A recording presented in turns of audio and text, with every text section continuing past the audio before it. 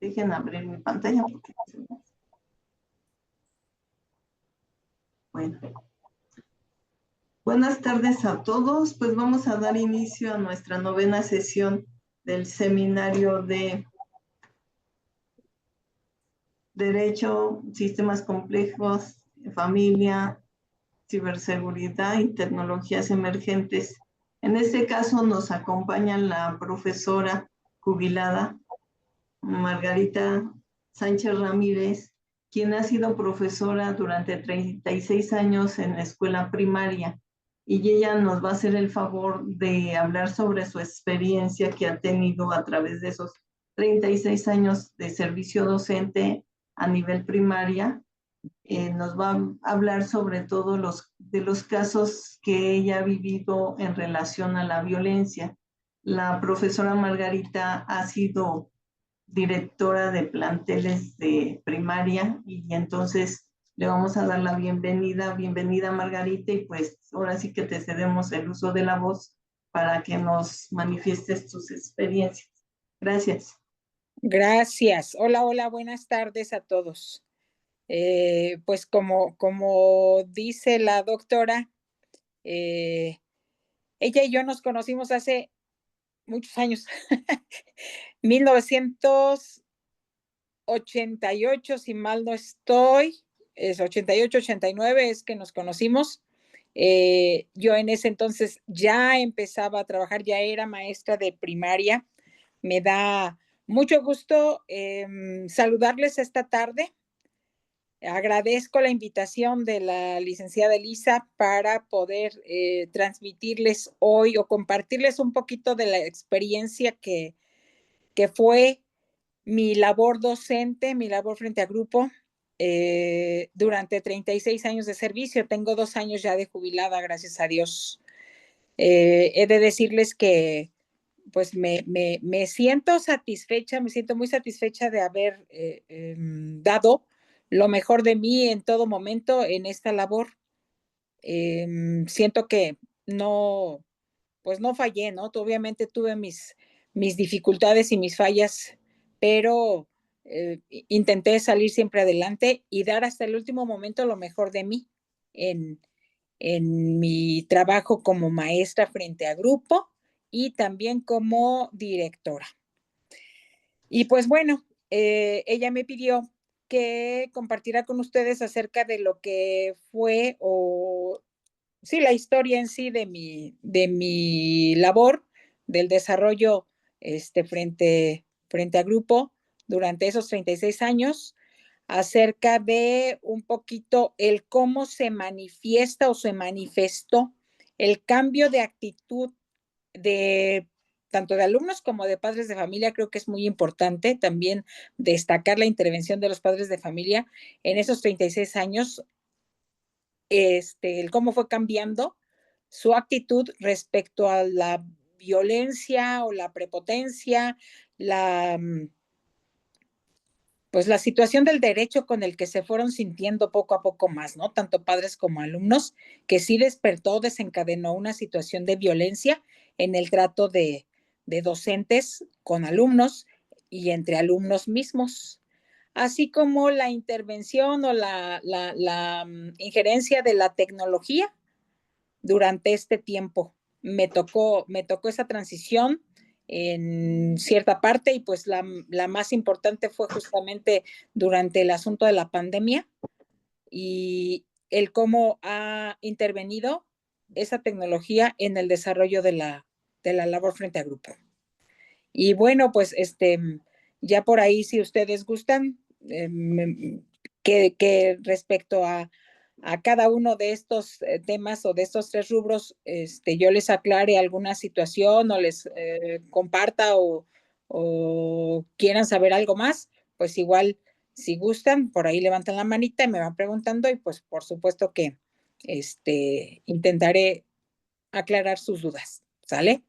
Y pues creo que es bien importante que ustedes como parte de un grupo legal de la aplicación en sí de la ley, pues sí conozcan o sepan nuestro punto de vista ya de un docente, porque pues he de comentarles que en algún momento que tuvimos asesoría con el grupo legal de Toluca, porque yo terminé trabajando a fin de cuentas en el Estado de México, vinieron a hacernos a darnos alguna asesoría respecto a los derechos que nosotros pudiéramos tener para defendernos acerca de alguna denuncia de padres de familia o de alumnos. Nos dijeron bien claro los abogados que venían del jurídico de la SEP de CEIEM, se llama CEIEM en el Estado de México, pues que nosotros no teníamos defensa. Definitivamente la palabra del padre de familia, la palabra del alumno eran lo más importante. Nosotros no teníamos ahí ningún mecanismo de defensa, y pues que tuviéramos siempre mucho cuidado, ¿no? Eso fue cambiando, porque en un inicio, pues sí nos sentíamos protegidos, o bueno, por lo menos sí teníamos el reconocimiento de ser una autoridad frente al niño y frente a los padres de familia. Cuando yo empecé a trabajar fue en Ciudad de México, en un cerro, la parte alta del cerro de Cuautepec, Barrio Alto se llama ahí, se llama Malacate, es la colonia, todavía existe con esa nominación. Era una comunidad integrada por muchos migrantes de aquí de México, y de verdad que gente, niños muy humildes, no en el sentido económico nada más, que sí lo había, obviamente, sino en el sentido de la actitud. Personas dispuestas a colaborar, personas dispuestas a aprender, a permitirse ser guiados, porque uno como maestro, pues es un guía. No somos la verdad pura, ni mucho menos, pero sí nos interesó siempre ir guiando el aprendizaje de los niños, la actitud de pues de ellos en sí para enfrentar la vida misma, tomar las mejores decisiones y tratar de ser una personita más preparada día a día. Ahí en Cuautepec y en esa escuela fue prácticamente un año. Posteriormente, porque sí era muy complicado, era una zona también difícil por el asunto de la delincuencia y la drogadicción en la comunidad. Así es que sí, en un año prácticamente toda la plantilla docente solicitamos el cambio porque tuvimos la presencia por ahí de grupo de chicos que se drogaban y se metían a la escuela porque la escuela no tenía ni siquiera barda. Era una malla ciclónica la que rodeaba al terreno de la escuela y aulas prefabricadas. Así es que tuvimos que pedir el cambio, porque les digo, sí fuimos amenazados, porque se metían estos chavos a drogarse ahí, a estar asomados en las ventanas de las aulas que pues muchas veces tenían los vidrios quebrados, ¿no? Porque en la noche pues aquello quedaba totalmente desprotegido. De ahí nos pasamos a Cuautepec, Barrio Bajo. En el Barrio Bajo, pues la condición sí fue diferente en el sentido de que la comunidad ya empieza a tener o considerarse como de mayores derechos. Ya fueron personas más intrépidas, menos sumisas, llamémosle así, y como que sentirse con un mayor derecho, ¿no? Pero todavía trabajamos a gusto durante 4 o 5 años que estuve ya en el Barrio Bajo. La comunidad de Cautepec se ha caracterizado siempre por ser complicada, por, por la existencia, ¿no? De muchas banditas por ahí delincuenciales, porque además está muy cerca el reclusorio norte, que también de alguna forma incluía o influía en la actitud de los chicos y de los padres de familia. Pero aún así todavía se pudo trabajar a gusto. Había disposición de los padres de familia. Les voy a invocar una expresión que a lo mejor está mal que lo diga, pero todavía nos decían, maestra, es suyo. Si es necesario darle, dele. claro que nunca llegamos a eso, no es necesario. Sí teníamos que estar pendientes nosotros de que hubiera un respeto, de que hubiera una formalidad en el trabajo de los chicos. A llegar a regañar y sancionar, voy a hablar del término que sí podíamos usar entonces, castigarlos. Si había malas actitudes, si no había cumplimiento en las tareas, si no completaban el trabajo dentro del aula, uno podía castigar. ¿Y en qué consistían esos castigos? Suspender un rato el recreo, mantenerlos de pie por un rato también, unos minutos, porque pues obviamente no los íbamos a tener todo el tiempo paraditos a los niños, ¿verdad? Ni mucho menos.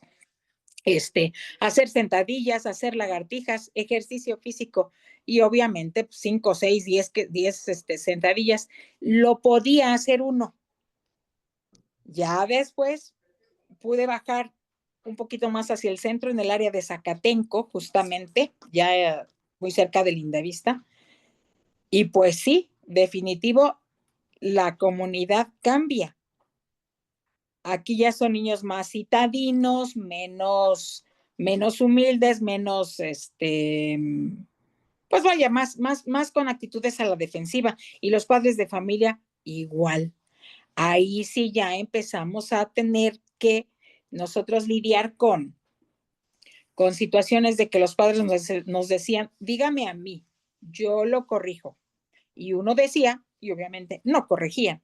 Quizás llamaban la atención un tanto, pero volvía a repetirse la mala actitud de los niños. Y la mala actitud en el sentido de ser, por ejemplo, majaderos, ser groseros, emplear palabras soeces para dirigirse a los niños. Y pues obviamente la pereza académica que personalmente siempre me molestaba mucho que los niños fueran flojos, que no cumplieran con la tarea, que no asistieran regularmente con una, pues que justificaran, ¿no? De forma adecuada o de forma válida sus ausencias de pronto.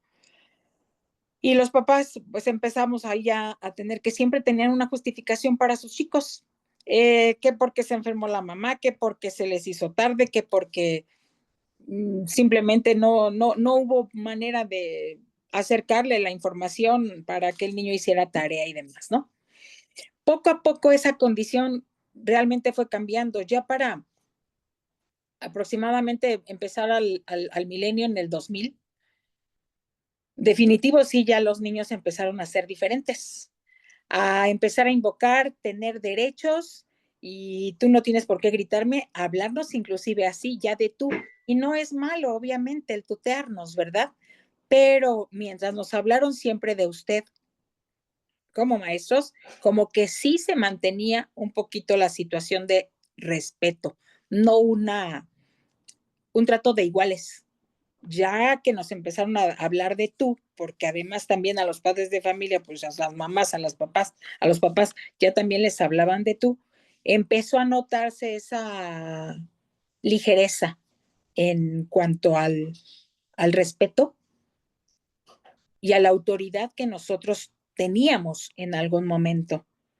Desafortunadamente también la autoridad educativa pues empezó a descalificarnos o a permitir que esas actitudes continuaran, ¿no? Y no hubiera una represalia o que no nos permitieran ya llamar la atención con una sanción, con un castigo. De verdad que la palabra castigo, sanción, alrededor del 2006, 2008, definitivo, no había manera de decir, se lo voy a castigar.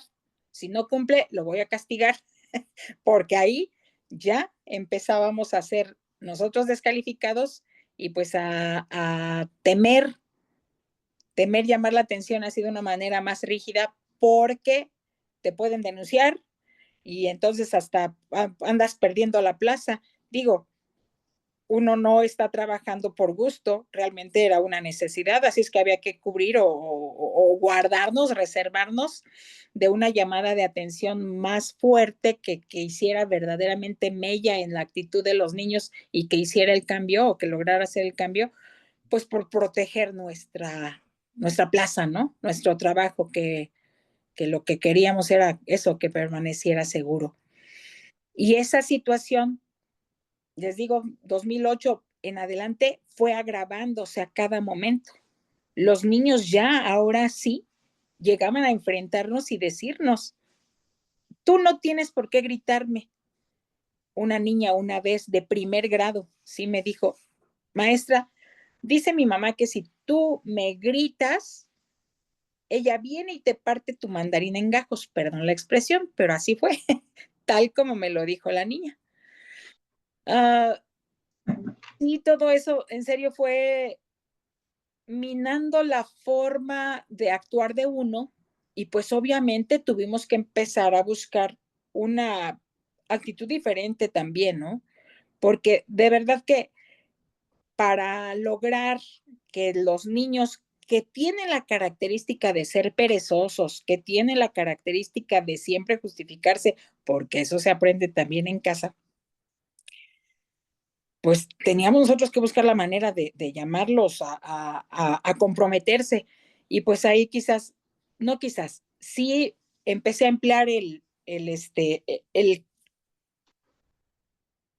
usar la condición de lo haces bien, tienes 10, tienes bien tu trabajo completo, ahí te va el dulce. Les empecé a regalar dulcitos, que antes pues solamente era cuando era un logro muy grande, ¿no? Ya ahí mis dulces eran permanentes para que el que termina tenía derecho a un dulce de ahí del dulcero que yo tenía frente al escritorio. Eh, Llegó el momento en el que la propia autoridad nos hizo saber, no puedes calificar o no debes calificar con rojo, porque el rojo es agresivo, el rojo es violento.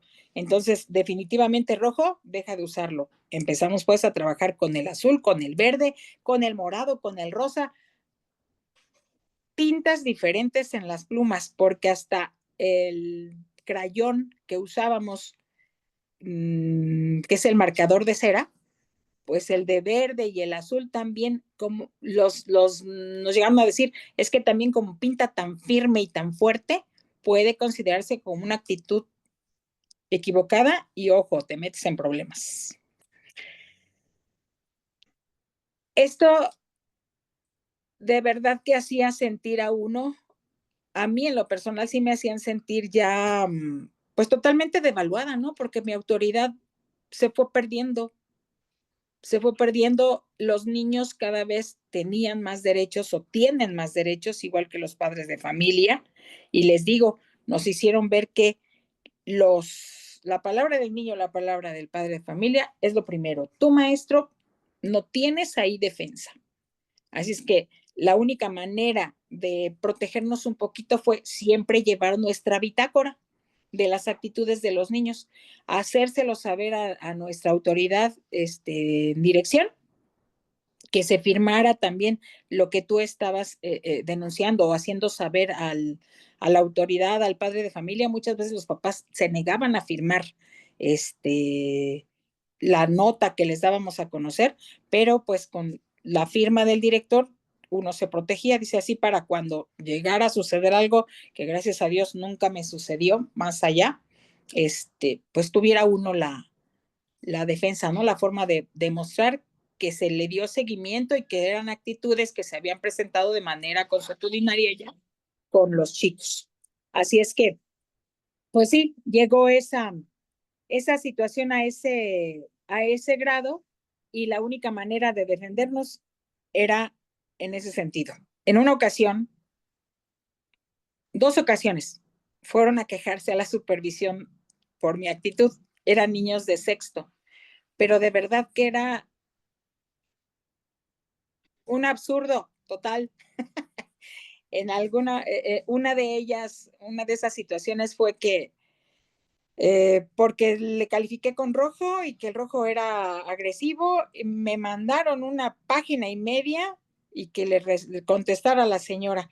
Pues tuve que contestarle, ya me dijo mi supervisor, mira, no te metas en problemas, califícale con otro color, ya son 20 años de servicio, 25 años de servicio, no te metas en problemas, déjalos. El que quiera cambiar y actuar bien, bienvenido. Y el que no, ni modo, permítele ser. permítele ser, la vida les cobrará factura, ¿verdad? En su momento. Desafortunadamente, cada vez las agresiones entre ellos, las faltas de respeto han ido incrementándose. En los niños de quinto, de sexto grado, que eran los grados que más me daban a mí, pues se presentaron muchas situaciones con respecto a la sexualidad, ¿no? Al atacarse o violentarse respecto a su sexualidad. Eso a mí me daba mucho coraje y de verdad que me desencajaba terriblemente, pero pues poquitos fueron los papás que ya al final me apoyaron para llamar la atención. Ya no podíamos o ya no podemos suspender a niños 1 o 2 días en calidad de castigo. Eso ya está totalmente prohibido. Así es que arréglatelas y ahí dentro del grupo y en la escuela, resuélvelo. ¿Y qué hacíamos? Pues ahora, si era quitarles un ratito de recreo, yo tenía que andar tras los niños que había que estarlos vigilando, o sabes qué, siéntate aquí tomas tu merienda, aquí tomas tu desayuno, y ahí juntito para ver en todo momento cuál era la actitud, ¿no?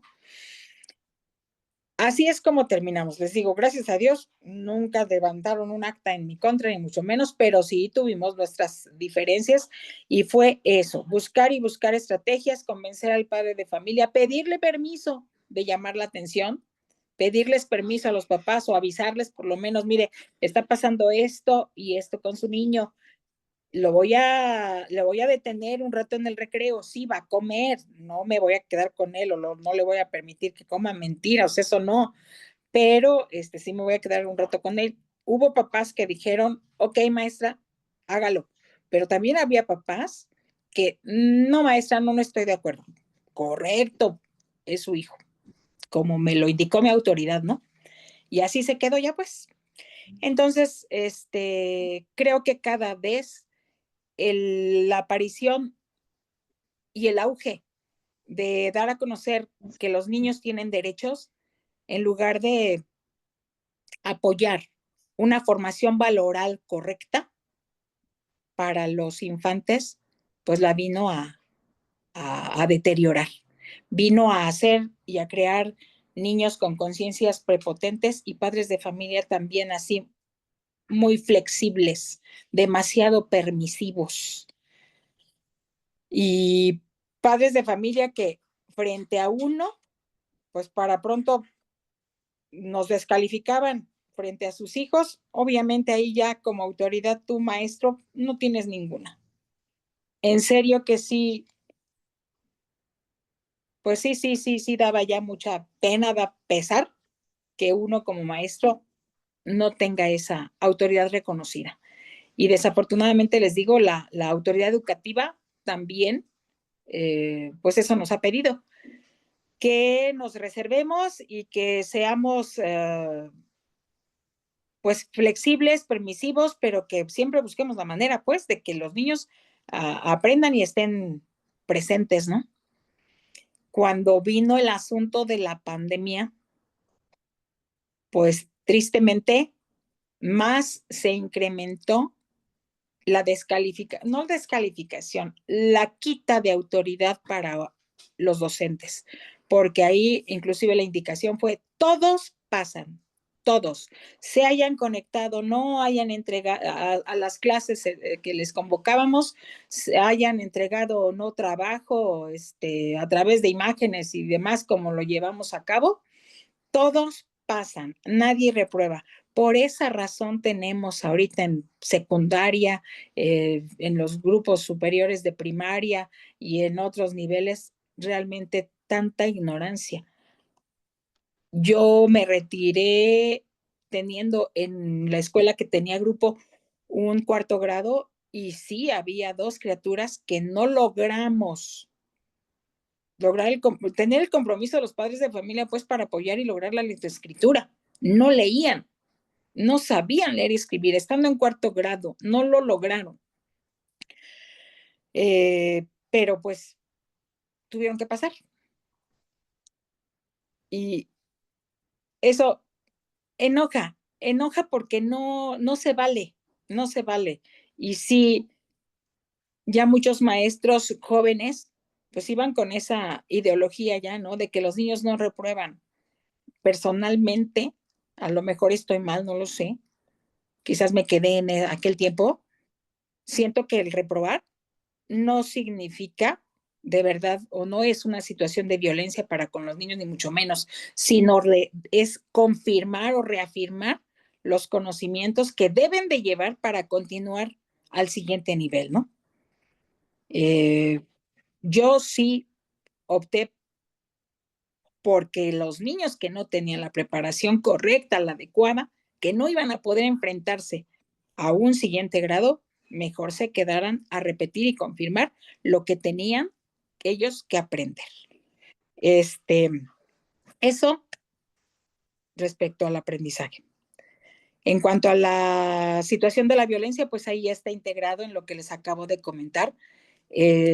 Cada vez los chicos se fueron haciendo más fuertes en el sentido de hacer valer su punto de vista, porque así lo dicen ellos y porque así es como tenían que hacer las cosas, ¿no? Inclusive al momento de jugar. Hubo una de las últimas situaciones que como directora me tocó enfrentar, fue la organización de un cártel. Tenían un cártel los niños de sexto.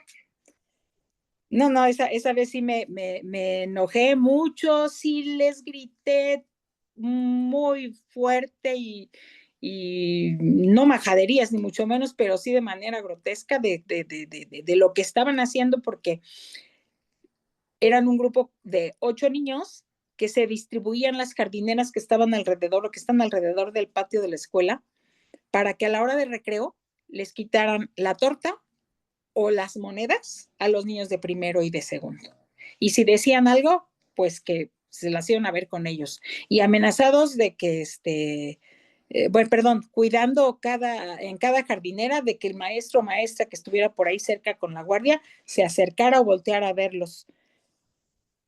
Los padres de familia, desafortunadamente, cuando les hicimos saber de la situación y que los llamamos y demás, ay, maestra, son niños. ¿Qué quiere? Pues así juegan. Es lo que ven en la tele. Pero papá, mamá, eso ven en la tele, ¿tú dónde estás para orientar lo que está viendo tu hijo, no? Entonces, realmente sí fue difícil lograr que hubiera la conciencia en el niño de que estaba haciendo algo equivocado, de que estaba haciendo algo mal. Ya eran de sexto, ya se iban a fin de cuentas, ya no supimos a ciencia cierta si realmente hubo una corrección o no de actitud. En la escuela por lo menos, pues sí. ¿Por qué? Porque ya a partir de ese momento pues hubo una vigilancia mucho más cercana y un límite en el espacio donde los niños de sexto se pudieran mover. Y la maestra de ese grupo pues era la que tenía que estar ahí al pendiente de que sus alumnos no se acercaran a otros espacios donde había niños más pequeños, ¿no?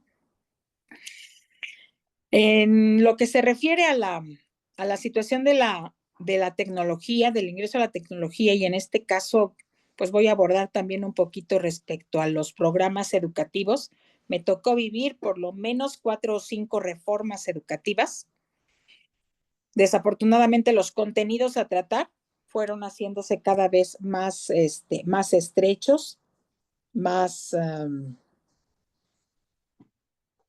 pues sí, mmm, más limitados. Teníamos unos programas mucho más completos que nos permitían a los docentes jugar y ampliar más con el conocimiento. Diseñábamos un tanto nosotros más las actividades. Poco a poco fue cambiando el programa a abordar el interés del niño, abordar la situación, sí, que estábamos viviendo. Yo sí fui de las personas que les exigía a los chicos aprenderse las tablas de multiplicar de memoria, y yo creo que, no sé ustedes, pero a mí sí me pasó. Yo vine a entender qué significaba la tabla de multiplicar, pues hasta que estaba como en la secundaria, de la repetición, pues, del valor, ¿no? numérico, pues cuántas veces se repetía ahí, pero mientras me las tuve que aprender de memoria. Ya más adelante, pues logré saber la justificación a partir de no tienen por qué aprenderse las cosas de memoria los niños, la memoria no tiene por qué ser aplicada en la educación, pues era que la tecnología te salva de todo. Para eso tiene la calculadora. ¿Eso se los va a resolver la calculadora? Sí, sí, claro. Y había que aprender a usar esos instrumentos, ¿no? Pero no a, ahora sí que a ser ya totalmente parte de la forma de resolver situaciones. Siento yo que se empezó a limitar un poquito el asunto de la reflexión, el asunto de crear una crítica, de hacer una verdadera análisis de la problemática, ¿no? El análisis del problema matemático que se les estaba planteando o de la situación en sí problemática que se les estaba planteando a los niños. Y sí, cada vez fue, inclusive en los libros, fue cambiando y nos iba diciendo uso de la calculadora, que use la calculadora. Ya después, el uso de la computadora, ¿no? En 1900, no, en el 2000, con el gobierno de Fox, se implementa el programa de enciclomedia. Como maestros más antiguos nos daba miedo porque no teníamos la facilidad o no teníamos el conocimiento informático. A mí me daba miedo manejar la computadora que nos facilitaron en las escuelas porque la voy a descomponer y esto es carísimo, ¿no? Ya cuando supimos que no importaba que se descompusiera, lo iban a ir a arreglar porque había un acuerdo y que no te iba a costar nada, pues entonces ya casi nos las quitaron o ya estaba terminando ese gobierno y y dejó de dársele el mantenimiento a los equipos cuando apenas empezábamos a trabajarlos. Eran riquísimos y de verdad el que supo, los maestros más jóvenes que supieron utilizarlo desde un principio, pues les fue fabuloso.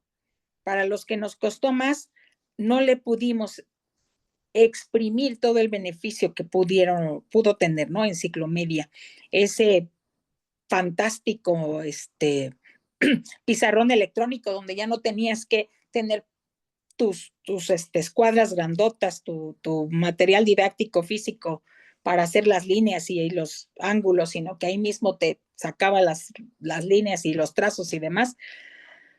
Sí nos hizo falta que se pudiera seguir manteniendo, ¿no?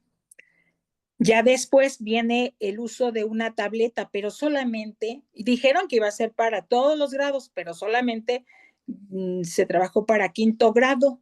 Ya los de quinto se llevaron su tableta a sexto y tenían la información también muy bonita, muy completa, pero nos hizo falta tiempo para explorar. No había la capacitación que necesitábamos como docentes para seguir trabajando o explotar al 100% ese material informático. Ya después la llegada de la pandemia y que nos encierra en casa, pues nos obligó, y les voy a ser honesta, muchos maestros de edad prefirieron jubilarse y retirarse a enfrentarse al uso de la tecnología. Sí fue difícil, sí fue complicado, sí fue vivir un estrés tremendo, ¿no? De trabajar con las presentaciones, de intercambiar información a través del WhatsApp, a través del Instagram, del Facebook, de las plataformas diferentes que nos ofrecieron o que hay en sí para este tipo de comunicación a distancia. Pero les digo, muchos maestros prefirieron jubilarse, se retiraron en ese año porque era complicado. Para mí también fue muy difícil. Yo de hecho sí me apoyé mucho en el maestro que era mi apoyo técnico para que me ayudara a hacer las presentaciones y luego transmitirlas porque era lo que más me costaba. A lo mejor la presentación sí la podía hacer yo en PowerPoint, pero ya transmitirla e interactuar con los niños ahí al momento sí me causaba mucha dificultad.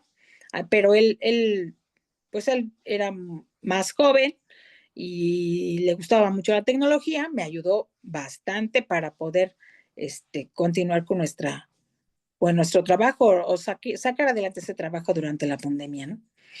Yo no estoy en contra de la tecnología, sé que es un beneficio único y que es la modernidad que nos alcanzó, pero no estoy de acuerdo con que supla la función del maestro. Solamente que los chicos, los estudiantes, niños, adolescentes, adultos, de verdad sean gente comprometida para hacer las cosas bien, creo que es funcional. De lo contrario, me parece que no. No del todo, no del todo. Sí es una fuente enorme, riquísima de información, pero miren, se ha perdido mucho el gusto por visitar museos, por visitar zonas arqueológicas. El asunto de la geografía, pues ya nada más le pides el nombre del país o el río o la montaña y te lo da de forma directa, pero los chicos se pierden, no saben en dónde está ahora un país X, ¿no? A veces ni siquiera los continentes de nuestro mundo, obviamente menos los ríos, las montañas, cuando antes digo, a mí sí en la secundaria, en la primaria y la secundaria me obligaron a aprenderme las capitales de los países, de los diferentes continentes y creo que se puede, insisto, siempre y cuando existe el compromiso y el deseo por aprender y por ser y hacer las cosas, ¿no? Entonces, así más o menos es como me tocó abordar este trayecto. No sé si hay hasta aquí alguna pregunta. A ver, Sí, muy interesante lo que usted nos está planteando. Tiene muchas vertientes y demás. Ahorita, como es la pregunta en medio, como usted mencionó, sí me llama, bueno, dijo un montón de cosas interesantes, pero con respecto a esto de la tecnología, dos comentarios. Uno es al respecto esto que mencionó de la gente que se jubiló. Aquí yo he estado haciendo pequeñas encuestitas que también sucedió aquí en la universidad, personas que se jubilaron, ya bueno, que no sabemos bien si es por la cuestión tecnológica. Bueno, por una parte la cuestión tecnológica, por otra el miedo a morirse, y otros que estaban desmotivados por esa cuestión de la pérdida de autoridad, que eso veo que le ha pegado mucho por alguna razón, sobre todo a maestras y a maestras también de diferentes grados. En Guam, Iztapalapa teníamos un seminario y había una profesora a nivel superior, pero que se quejaba un poquito de esta pérdida, de que no hay como un respeto, como que eso devalúa un poco la cuestión. Y esa era la primera parte. Y la segunda es sobre esta parte de si va a sustituir la máquina al ser humano, al profesor, etcétera, que es una gran pregunta, y máxime la desmotivación que se genera a veces la conexión con el alumnado.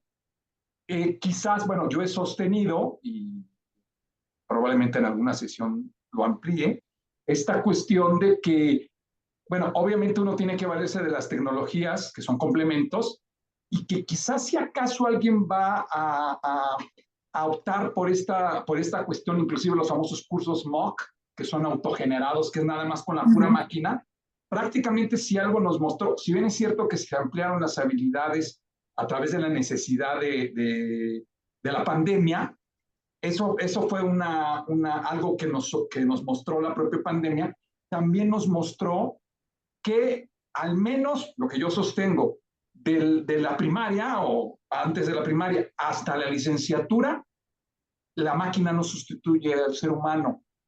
Es muy deficiente porque hay una parte que tiene que ver con la sociabilidad, incluyendo a nivel licenciatura. Las personas en preparatoria y universidad, como es formativo, o hay una parte que es formativa con esta cuestión del saber hacer, saber ser, ¿no? El saber ser no lo vas a adquirir con los datos en la pantalla. Entonces se necesita una sociabilidad. Entonces yo pienso que si acaso alguien quiere ya interactuar con la máquina, tienes que estar, ahora sí que muy voluntariamente y muy comprometido, y esto se da en el posgrado. Si hay programas 100% o 90% digitalizados, tendrá que ser en posgrado. Mínimo especialidad, maestría y doctorado, porque ni siquiera en la licenciatura se les ve muy desmotivados. El aprendizaje es muy guapo. La gente regresó bueno, la gente que inició la universidad y que estuvo en prepa virtual, venían guangos, y venían guangos no solo de conocimientos, sino guangos de actitudes y de convivencia. Les daba miedo participar, y eso es algo que todavía se ve en el alumnado de diferentes grados universitarios. Entonces, esto de que se pueda sustituir al 100% o al 90% será a nivel posgrado. Antes, ahora sí que de la primaria a la licenciatura, no es posible, porque eso se mostró. Está mostrado, sí, está demostrado en la vivencia, y seguramente hay literatura al respecto que dé soporte a esto. Muy interesante lo que está hablando, y aquí hay otros tópicos, pero ya para el final. Exacto. Sí, definitivamente estoy totalmente de acuerdo con usted. Le digo, aquí tiene que ver mucho el interés creado, ¿no? El que uno quiera realmente hacer las cosas. Hubo criaturas que de verdad se interesaron mucho por el uso de la tecnología y hacían excelentes investigaciones, aprendieron a crear mapas mentales, cuadros sinópticos, imágenes, y enriquecer mucho su trabajo en grupo, en el grupo, pues, acerca del conocimiento así tan básico en el nivel primaria, pero desafortunadamente fue un porcentaje mínimo el que presentó ese tipo de actitud. En el caso de los padres de familia también vimos eso. Nuestra sociedad mexicana no está apta para un trabajo de este tipo. Realmente nos falta mucho. No somos un país primermundista en donde se monitorea un maestro a 5, 6, 10 alumnos cuando mucho, y puedes dar el seguimiento así muy de cerca, ¿no? La orientación muy de cerca, estar presentes para que hagan un uso adecuado de la tecnología. Aquí en México, Ciudad de México, Estado de México, seguimos trabajando con grupos de 35, 40 niños. Perdón, ¿en qué momento puedes verdaderamente tú dar el seguimiento y ver que el niño haga un uso adecuado y crees el interés, ¿no? Guiarle, pues, para que aborde o busque la información que necesita para construir su conocimiento? Y sí, estoy de acuerdo, yo creo que solamente a nivel posgrado, cuando ya uno está verdaderamente interesado en seguirse preparando, es cuando podría funcionar la sustitución del docente, del monitor, con la máquina, ¿no? Con la tecnología. Bueno, gracias, Margarita. Doctor Mirón, no sé si quisiera hacer alguna pregunta. O doctor Andrés, bienvenido. También invitamos al doctor Andrés, que aquí está escuchando. Bueno, yo primero agradecerle a la maestra que nos haga favor de hacernos conocer su experiencia docente, y me parece que toca temas muy importantes. Yo quisiera referirme a este punto del que hablaba acerca de los derechos, de los niños, de los derechos de los educandos. Y yo tengo pues una interpretación que he venido sosteniendo desde hace algún tiempo, en donde menciono que es la forma como se ha interpretado, como se han utilizado estos esquemas de derechos, pues ha sido evidentemente mal conducida, no solamente a partir de lo que los propios niños o jóvenes, dependiendo del nivel en que se encuentren, no solamente la forma como ellos mismos se conducen, sino todo el antecedente que traen de su casa. Yo pienso, como a lo mejor con una idea, una ideología un poco tradicional, pienso que hay estas formas equivocadas de interpretar el contar con derechos, pues ha venido a romper reglas que había antes y que me parece no son de época, sino son de educación, son de cultura. Se ha perdido el respeto a los maestros, se ha perdido respeto a figuras tan importantes en la sociedad misma, en la familia, como es el caso de los abuelos, por ejemplo. Y entonces, cuando nosotros llegamos a advertir que esta mala conducción de creer que los derechos se convierten prácticamente en un salvoconducto para romper esas reglas culturales o de educación, pues es lo que viene justamente a crear un ambiente de incertidumbre, de preocupación y a veces de impotencia de quienes nos dedicamos a la docencia para poder cumplir con nuestra tarea. Estas decisiones que a veces se toman a nivel de gobierno, de no reprobar, de no responder, de no imponerse frente a los alumnos, pues obviamente contribuye a este despropósito de utilizar los derechos como si fuesen esta armadura o este escudo para poder hacer lo que quieren, ¿no? Yo creo que hay una mala interpretación, una mala información, y también muchas veces se debe a lo que ocurre en las casas, donde a veces los padres, los familiares no cumplen realmente con su labor de dirección, de fomentar valores, entre ellos, insisto, el respeto. Entonces, bueno, yo coincido en esa parte que no son cuestiones de época, sino son cuestiones de educación. Y en esto que comentaba, a mí, bueno, yo tengo mi punto de vista acerca del tema de la tecnología. Yo coincido en que la tecnología no puede sustituir al hombre. La tecnología es una herramienta que debe utilizarse para poder desarrollarse de mejor manera, pero no sustituirla. Hace algunos meses estuvimos en un simposium ahí a nivel de investigación en el Departamento de Derecho, y por ahí se hablaba de lo que implica esto de la inteligencia artificial. Y yo decía que a mí me parece que hay que ir avanzando conforme también avanza la tecnología, hay que ir desarrollándose, sí, pero nunca con la idea de ser suplidos ni sustituidos. A mí me parece que el abuso de la tecnología, como ahora a través de la inteligencia artificial, viene justamente a favorecer a aquellas personas que no tienen el interés de aprender, de investigar, de ir más allá de lo que puedan obtener. Recientemente sale una resolución de un tribunal donde menciona que las obras que provienen de la inteligencia artificial pues no están protegidas por derechos de autor, y eso es totalmente válido.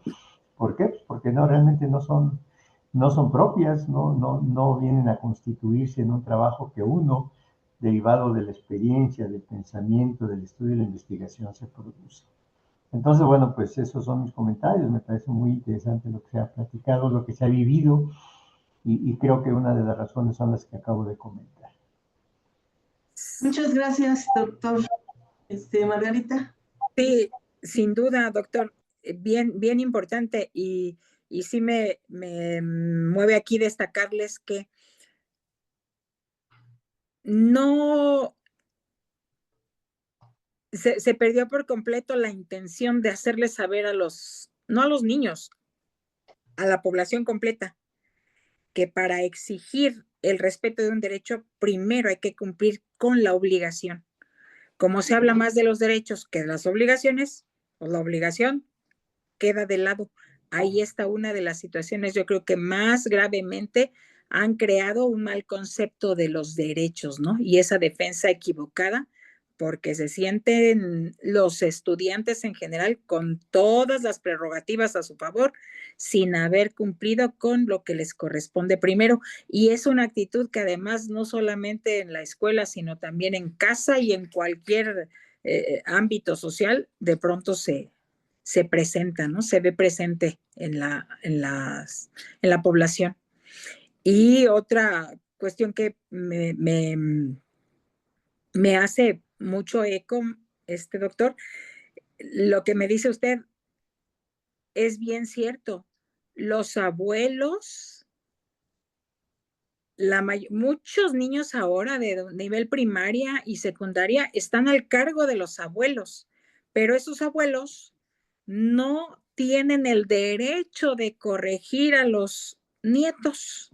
hay que hacérselo saber o compartirlo también con los padres de familia primero y los papás jóvenes, bueno, los papás que ahora dejan a los hijos, ay, porque se tienen que ir a trabajar los dos, que ni qué, para poder salir adelante, pues descalifican al propio abuelo. Los abuelos no tienen autoridad también para esa corrección o esa educación. De verdad hay un conflicto ahí bien, bien importante en la formación de la personalidad de los niños. Se pierden por completo porque abuelo dice una cosa, abuela dice una cosa, padre de familia lo descalifica y resulta que es otra, ¿no? De verdad que sí, sí se da mucho ahora. Sí, cómo no, sí, es muy, muy lamentable. Así es. Gracias. Maestro Felipe está levantando la mano. ¿Tiene el uso de la voz, por favor? Ok, buenas tardes. Nomás yo quería comentar algo, realmente, pues, y quiero comentar lo que está pasando, ¿no? O sea, realmente vivimos cerca de la potencia, ¿no? De una potencia hegemónica mundial. Esa potencia hegemónica mundial, pues, transmite la cultura, ¿no? Y al transmitir la cultura, eso de que no reprobar los niños es una vil copia de los Estados Unidos, ¿no? O sea, porque psicológicamente a los niños les cae mal, les afecta el reprobar, ¿no? O sea, y como dice la maestra, ¿no? Actualmente no se puede reprobar, pero eso es una es una copia hacia cómo Estados Unidos transmite su cultura al mundo, ¿no? Y lo transmite a través de esos principios, ¿no? O sea, cuando en este mundo, los niños actualmente, ya que estamos con los niños, pues celebran el Halloween, ¿no? Y cuando pues son tradiciones que son eminentemente norteamericanas, ¿no?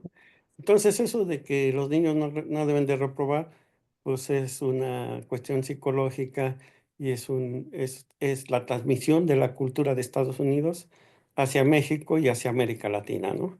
Eminentemente, pues eso no cabe duda, ¿no? O sea, no nos cabe duda de que la potencia hegemónica pues transmite su cultura, ¿no? Y al transmitir su cultura, pues copiamos esos principios y esos valores. Entonces, uno de ellos, pues, es el no reprobar, ¿no? O sea, psicológicamente a los niños les afecta y, pues, a la larga, como lo dijo Amir, el profesor Amir, ¿no? Trae, rezagos, ¿no? Y esos rezagos, pues, son, son los rezagos del no conocimiento, cuando, por ejemplo, si te preguntan la capital de Japón, pues no me acuerdo, dile, ¿no? Eso de no me acuerdo es Tokio, ¿no? Algo así. Y entonces dices, pues no me acuerdo, y ya se quedan así.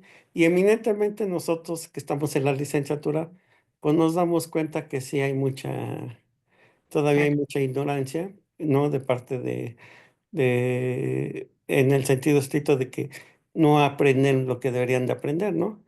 Pero eso es problema de la transmisión, del no reprobar, transmisión que pasa Estados Unidos al mundo, ¿no? Y principalmente a México, ¿no? O sea, te voy a poner un ejemplo, ¿no? O sea, eminentemente en 1986, Estados Unidos ya hacía la ola, ¿no? En los campos, en los campos, en los campos de fútbol, ¿no? En los campos de fútbol de americano, ¿no? Sobre todo americano. ¿Y qué pasó? Pues México copió una vil copia de la ola, ¿no? En 1986 y la transmite al mundo, ¿no? Evidentemente, pues, donde se dio esa copia de la ola, ¿no? Pues fue en los Estados Unidos, ¿no? Y sobre todo en los campos de fútbol, americano. Y pues eso de que viene de que nosotros copiamos, eso ahí podría yo decir textualmente, copiamos esa sintonía de que en las escuelas primarias y en el kinder de los Estados Unidos no hay reprobados para no afectar psicológicamente a los niños. Y actualmente, pues es lo que usted está diciendo, maestra, ¿no? Está diciendo usted que los alumnos no deben de reprobar, pero coincido perfectamente con el profesor Amir, ¿no? Que lo estoy viendo ahorita, pues hay rezagos, ¿no? En la educación.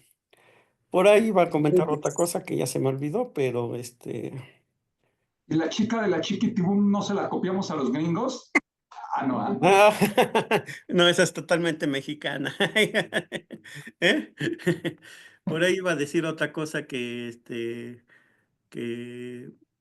iba a decir sobre el mismo tema, pero ya se me olvidó.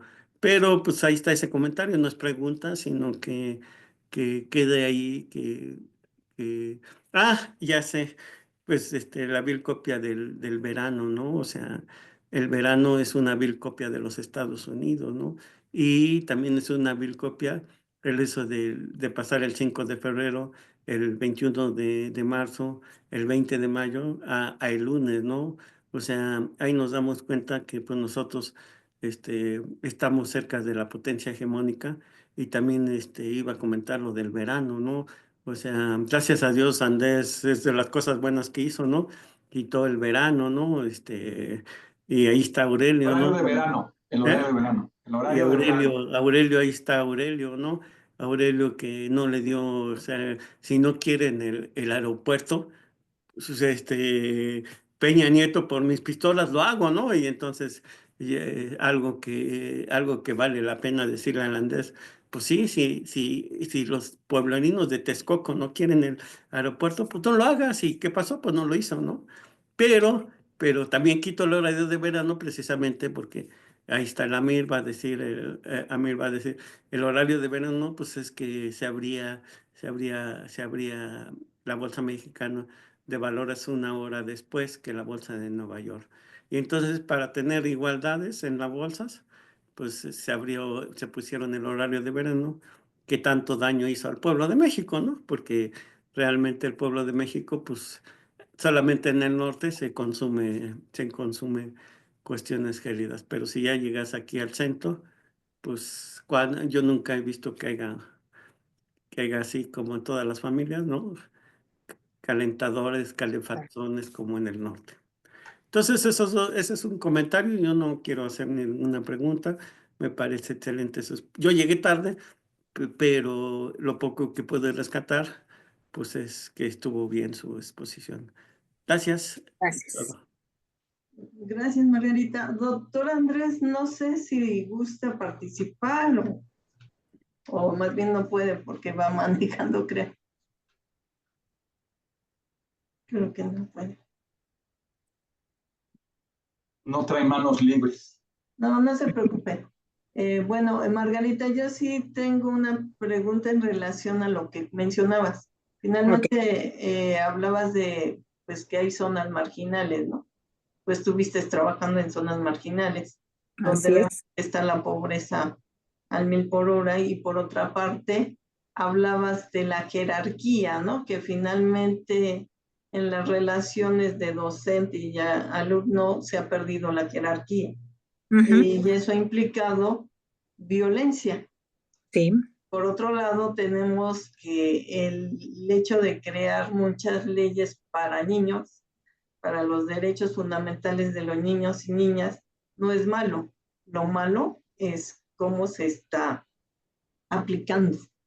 Entonces, ahí vemos que tienes eso. Pero Sí, bueno, finalmente estamos viendo que hay, también por otro lado están los medios de comunicación, y a mí me llama mucho la atención el hecho que tú mencionabas que finalmente había un grupo que pues estaba jugando a ser prácticamente delincuencia organizada, ¿no? Y pues ahí tenemos otro factor, ¿no?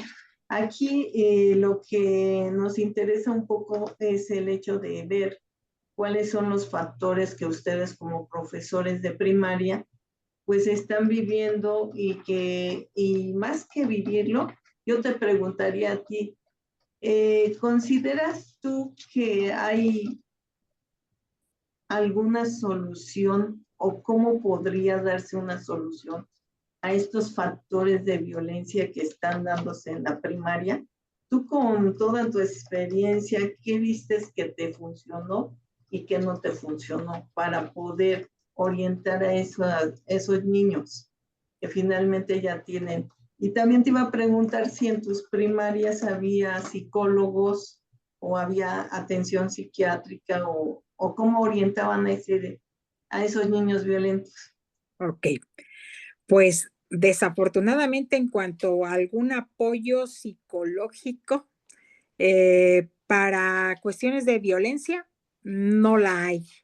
Hay un grupo que se llama USAER, que son para apoyo a niños con rezago escolar o con problemas de aprendizaje.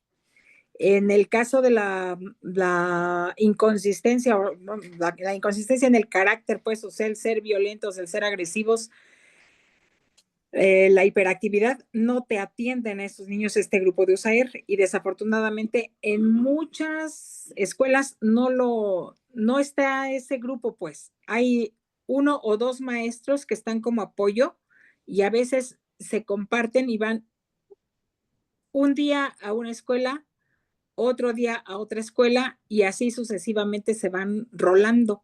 No son permanentes en las escuelas, que haría mucha falta que además sí atendieran también este tipo de actitudes o de desequilibrios emocionales que existen en los niños, porque sí hay un desequilibrio emocional importante.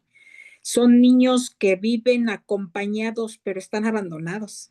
Viven en una casa donde está quizás papá, mamá y la abuelita llega a mediodía, bueno, en el día pues a acompañarles, pero no están cuidados realmente y acompañados, bueno, por un padre de familia, por una madre de familia que les dedique los minutos, 5, 10, 15 minutos que les dedicaran a los hijos de calidad. Una verdadera atención y dirección. Desafortunadamente los medios de comunicación, la televisión, las series ahorita están al por mayor hablando de cuestiones violentas y desde muy pequeños los niños se creen superhéroes y que los van a desintegrar y que se van a volver a integrar, yo creo, así como pasa en las caricaturas o en las series estas, pero pues no es así.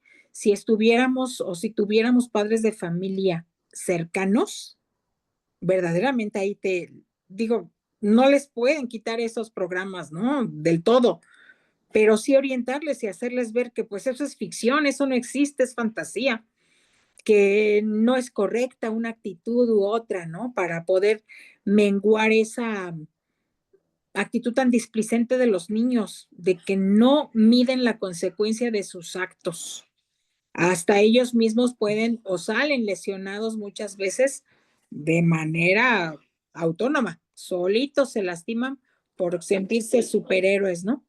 O, o en este caso, pues menguar la violencia haciéndoles ver que, perdón, así como tienen derechos unos, tienen derechos los demás y en su momento, pues también te puede tocar que el otro te lastime, que el otro te lesione, que el otro te jale, que el otro te mete el pie o por accidente simplemente te resultes lastimado, ¿no? Entonces, no hay un grupo de apoyo. ¿Qué hacíamos? Pues acerca de cómo menguar esa violencia, esa hiperactividad de los niños, esa impulsividad sin tener la razón o la conciencia de la consecuencia de sus actos, es tratar de orientarlos, estar muy cerca de ellos.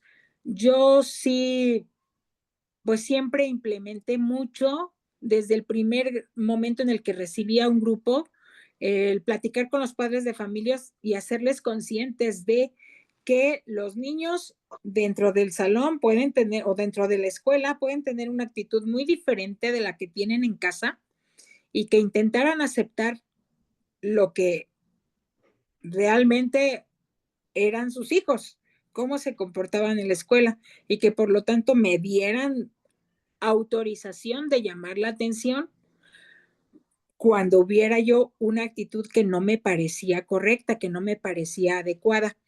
Había que firmar una carta compromiso de parte del padre de familia y que yo las conservaba en el expediente de cada niño para permitirme esa llamada de atención.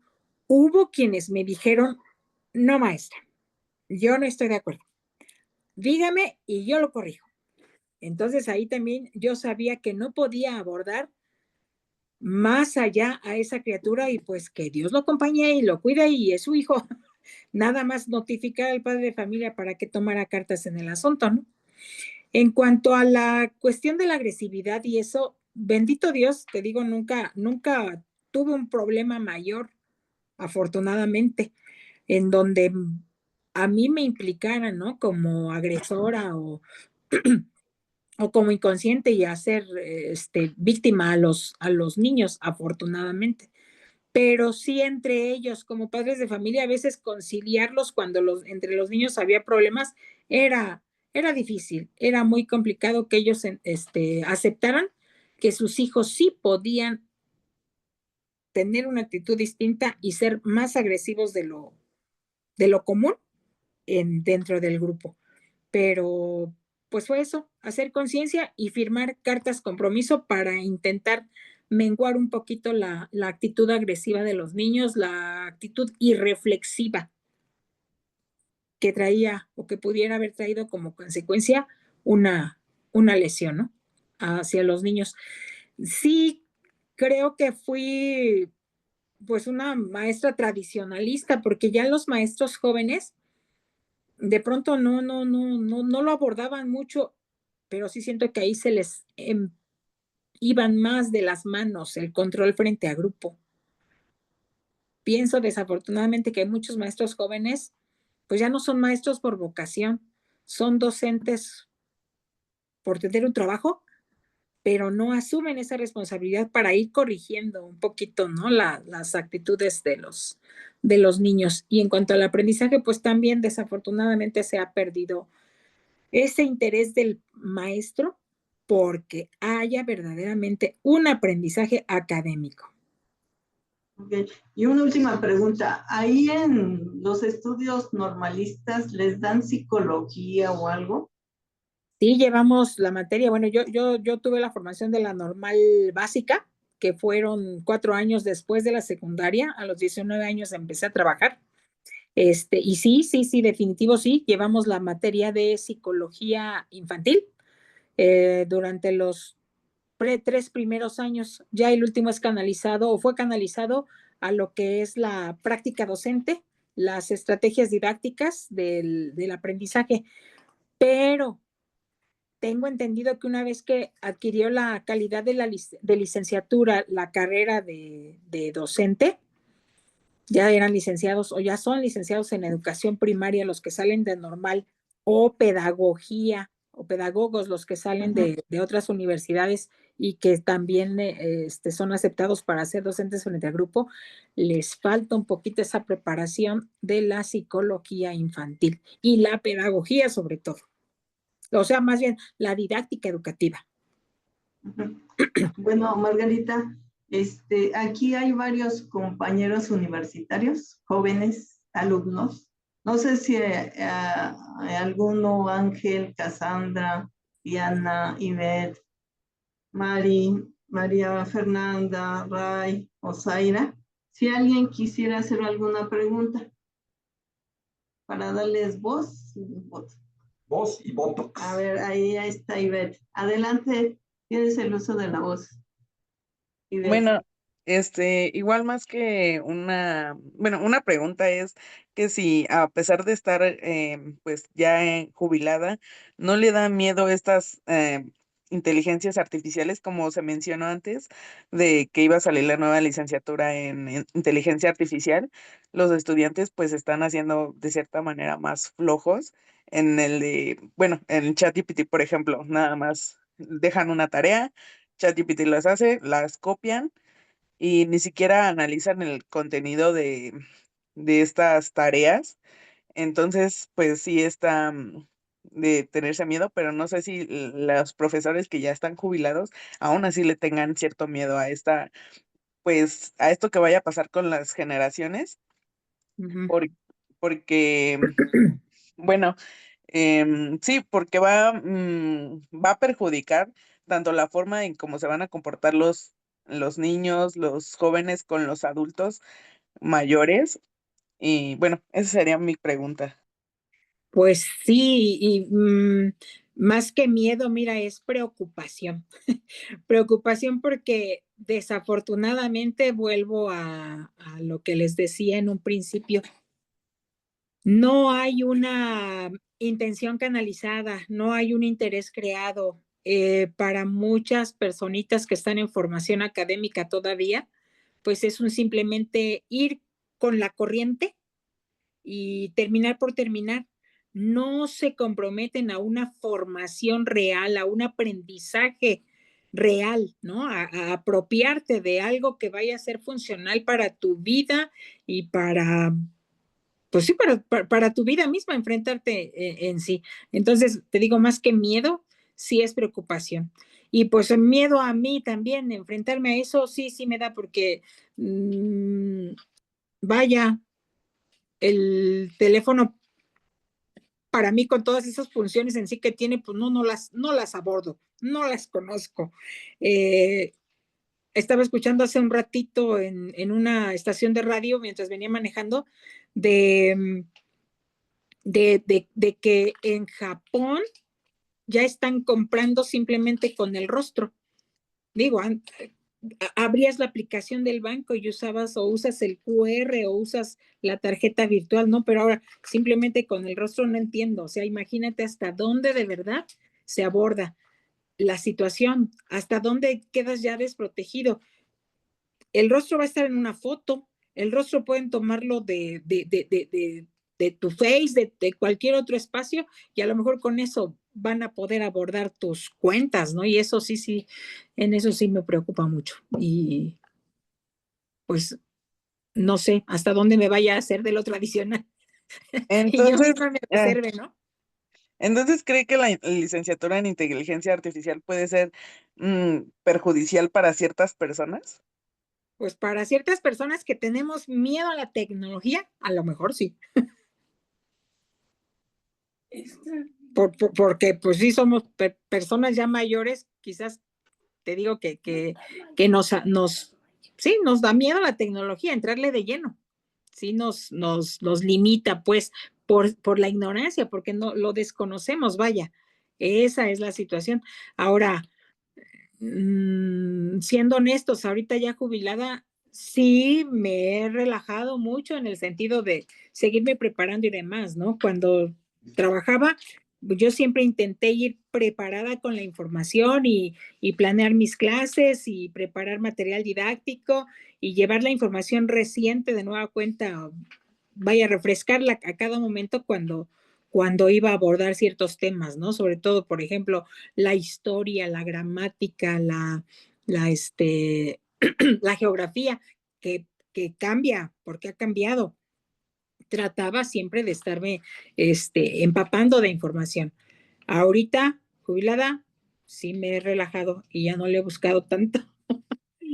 Pero dándose esto, pues tiene uno que buscar la forma de tener la información para que no te vean la cara tan fácilmente, pues. Y así es, y sobre todo por los delitos, ¿no? Porque finalmente, si no tienes los mínimos conocimientos de tecnología, pues caes muy fácil en varias cosas. Y finalmente la inteligencia artificial, pues sí ha ido evolucionando bastante rápido y hoy tenemos otro tipo de problemas, ¿no? Sí. Te pueden clonar la voz, que te pueden, bueno, tu rostro, pues ahí está ya inmediatamente. Tarjeta, todos los problemas de voz, de documentos, ni se diga. Entonces, hay mucha duplicidad y prácticamente viene siendo casi original. Ahora sí que los documentos vienen siendo una copia original prácticamente con la inteligencia artificial. Entonces, sí hay muchos problemas y precisamente para todos los que nos están acompañando, nosotros hicimos este seminario, un grupo de profesores, con la finalidad de poder presentar varios temas, no solamente un tema desde un punto de vista jurídico, sino visualizar todos los sectores y aparte, de alguna manera, verlo de una manera multidisciplinaria.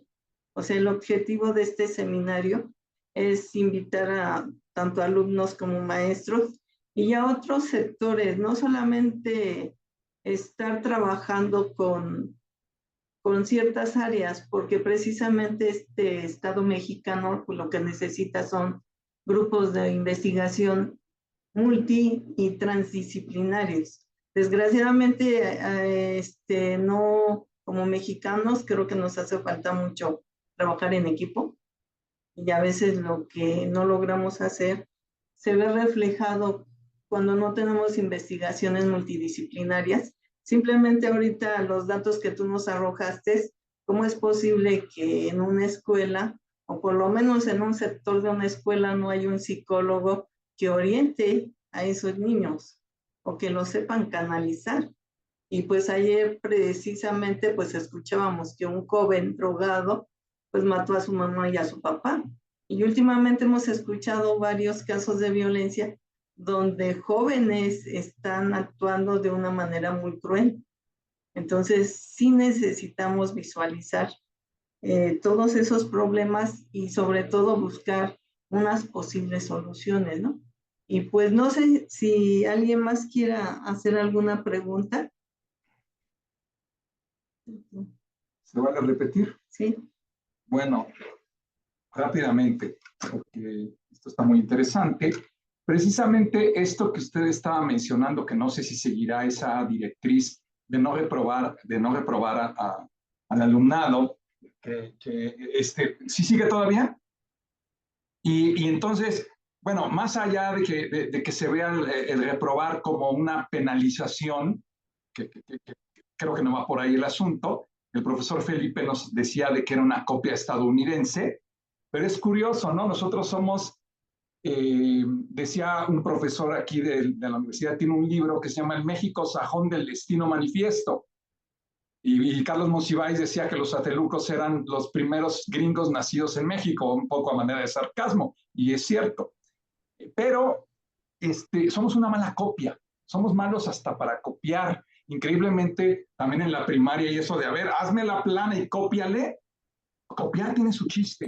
Y somos malas copias, porque esto de, uno dice, sin idealizar a los Estados Unidos ni mucho menos, uno puede pensar y puede uno corroborar que esto sucede en Estados Unidos porque, bueno, ellos tienen alta calidad en la educación, sobre todo a nivel superior. Se considera que su educación pública antes de la superior no es tan buena. Bueno, eso es algo que se considera y sobre todo puede ser en términos comparativos. Pero al menos podemos pensar que las escuelas en Estados Unidos, pues no, hay baño, por lo menos, hay ciertos insumos y cosas que son mínimas, un piso mínimo. Entonces, cuando se tiene un piso mínimo, y precisamente ahí en educación se puede dar una igualdad de condiciones, no, porque obviamente los estadounidenses no creen en la igualdad marxista, pero sí en una igualdad de oportunidades. Pues si tú dices, bueno, tienes un piso mínimo donde hay baños, hay instalaciones adecuadas, hay un orientador o psicólogo, etcétera, tienes ese piso mínimo, puedes decir, no los repruebas porque se espera y lo más seguro es que todos más o menos lleguen a donde deben de llegar, cosa que en México es muy diverso, ¿no? Entonces ahí tenemos un doble fracaso, porque primero no tenemos esas condiciones, no tenemos ese piso mínimo, y hay que pasarlos a todos para igualarlos, no por igualdad, sino por igualación. Estamos simulando. Ahorita que usted nos puso ese ejemplo de los alumnos de cuarto año que no saben leer ni escribir, es un fracaso escolar. Ahí ya fracasaron 4 años y todavía yo lo paso porque estoy simulando. Eso ya está volado, eso ya es jugarle al pentarugo, ¿no? Sí. Sería esa primera parte. Otra cuestión, por ejemplo, el asunto de la memoria, el memorizar, que es esto ya se traía desde hace mucho tiempo y sobre todo desde los SH se hablaba esto de razonar y no memorizar, que luego en el sexenio de Peña Nieto lo pasaban en los spots como una innovación. La reforma educativa es no memorizar, ¿no? ¿Qué nuevas se las hay? Pero es un falso debate, porque la memoria es una función mental superior y es necesaria. No vamos a llegar a esta parte de vamos a aprender la tabla periódica, porque la tabla periódica ahí está, y entonces tú ves la tabla periódica y es cómo funciona la tabla, Y a fuerza de usarla, como a fuerza un jurista o un profesor de derecho se va a ir aprendiendo los artículos a fuerza de estarlos enseñando, pero no, ahí están los códigos para que te los aprendas. Bueno, no es necesario aprenderlos a cuchillo, pero eso no quiere decir que no sea necesario utilizar esa función mental superior, porque ahora con los juicios orales, pues tú no puedes leer nada o casi nada. Entonces sí tienes que memorizártelo. Ese es un falso debate. La memoria sirve. Un médico a la hora de estar operando no se va a meter a su enciclomedia o a su Google. De entrada es un poco absurdo querer abortar una función mental superior como es el caso de la memoria. O sea, es un despropósito decir, así como tenemos la cruzada de la E y la A contra la O, ahora vamos a tener una cruzada contra la memoria. No, ahora vamos a abortar la memoria. Es completamente una tontería. Así es. Ya para finalizar, bueno, ahora sí que hay que decirle al ojos de sapo, al nuevo secretario de Educación, que es un economista oxfordiano que tiene cierta experiencia, este tipo de cosas. Habría que mandarle este video para que tome algunas cartas en el asunto, pero voy a finalizar con dos cosas. Una es sobre, ¿dónde lo tengo aquí? ¿Con qué es mi aterrizaje? Bueno, esto que usted mencionó de la enciclomedia y todo este asunto. En la enciclomedia, pues que estaba muy apantallante, fue un paso histórico tecnológico, pero fue un paso trunco, así como usted lo mencionó. ¿Por qué? Porque desgraciadamente México nace y muere cada 6 años, era algo de un gobierno, le dieron contratos de mantenimiento a sus cuates, y ya que los cuates no se van a beneficiar, dejas morir los equipos, ¿no? Eso lo vimos en Enciclomedia, o lo vimos en el metro con los escáneres, tenías escáneres como los del aeropuerto, pero además tenías que pasar en medio de un narco, había ahí un montón de gente pasando y al que el policía se le pegara la gana iba a señalar a que pasara en el arco. Ahí estás discriminando. No, porque estás criminalizando, estás diciendo, pues ese que se ve sospechoso, ¿bajo qué criterio estás sospechando? Esto lo estoy diciendo por el asunto de la jerarquía y la autoridad que estamos mencionando con los alumnos. Esta parte del criterio, ¿no? Es que tiene que ver con la legitimidad entendida como credibilidad. Un profesor debe tener legitimidad porque él está cumpliendo una función. Y ahorita que usted dijo de los derechos y las obligaciones, dices, espérate, desde luego que el chamaco tiene derechos, pero entre sus derechos no está el derecho de ser patán. Ese derecho no tiene derecho a eso el profesor, que lo tuvo durante muchos años, ya no lo tiene, pero el alumnado ya no. No, ya no, sino no tiene derecho a eso.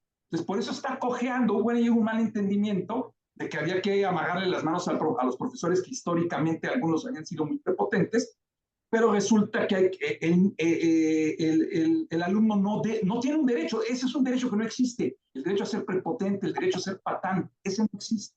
Y eso es un malentendido. Nadie tendría derecho a ser prepotente. Entonces, ahí tiene que haber un acuerdo entre los padres de familia, entre la sociedad y la autoridad educativa, entiéndase la autoridad burocrática, para que el profesor tenga una autoridad de corregir, ¿no? Corregir no es coscorronear, no es humillar, no es entendido eso, y se tiene que dar una capacitación en ese sentido. Ya por último, ha crecido, bueno, hablando de este libro del México sajón, la mala copia de los Estados Unidos, que hemos copiado lo peor de Estados Unidos, obviamente una ciudad armada como los Estados Unidos, esa tradición que no tenemos nosotros desde el año 68 que se sacaron las armerías, pero como hemos copiado los propios modelos, por ejemplo, toda esta educación es que eres único e irrepetible. Bueno, eso es verdad desde el punto de vista genético. Existe una dignidad humana. En los derechos humanos, todas las personas tenemos una dignidad humana. Ahora sí que tienes una dignidad humana como todos. Cuando dicen eres diferente y irrepetible. Sí, como todos. ¿Qué quiere decir eso? Que también se malentendió esta idea de único e irrepetible para que la gente se sienta individualista y cremosa, esta idea de como yo soy único, pues sí, yo soy único igual que todos los demás, ¿no? Y ahí es donde viene esta dualidad de derechos y obligaciones que usted menciona. Entonces, se ha expandido mucho en los estudios de la criminología y hay criminología escolar. Esto es también copiado de los Estados Unidos, como dice el profesor Felipe. Es alarmante que nosotros, obviamente los niveles de violencia, ya es una sociedad armada, han lidiado con ese problema más tiempo. Ahora se están dando algunos cursos y demás porque las escuelas se están volviendo en nidos de criminales. Y antes era en Coatepec barrio alto, y ahora ha ido bajando la criminalidad, ¿no? Entonces ya todo es barrio bajo, ¿no? Entonces, se está necesitando esto, se están volviendo nidos de criminalidad, lo cual hay que combatir. Bueno, y usted nos dio su experiencia al respecto. Y yo me postulo para el día 29 de enero, o sea, ya que ya hemos entregado actas aquí en la universidad, hablar de esta problemática de la violencia escolar desde la criminología escolar.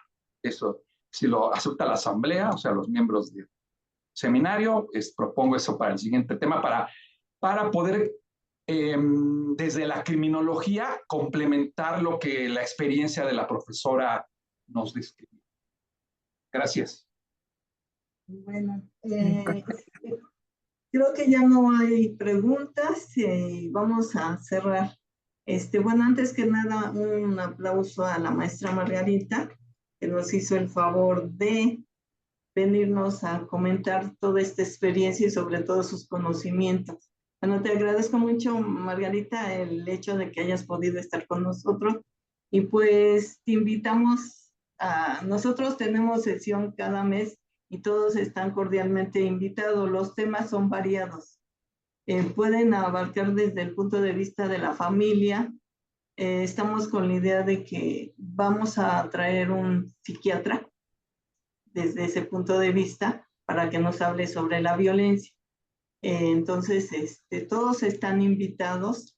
El grupo es meramente abierto, todos pueden participar, alumnos, maestros de cualquier sector, internos o externos. Aquí está abierto el grupo del seminario, por si quieres venir, Margarita, estás cordialmente invitada, y ahí estamos.